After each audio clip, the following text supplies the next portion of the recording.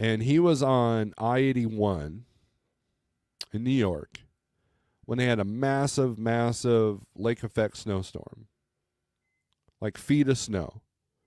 Everybody was trapped on the interstate. And you know what? He had to go to other trucks to bum food because he didn't have any food.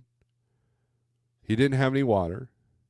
And the company at that time had these 15-minute timers on the truck so we wouldn't idle, which, they quickly got rid of them after this incident.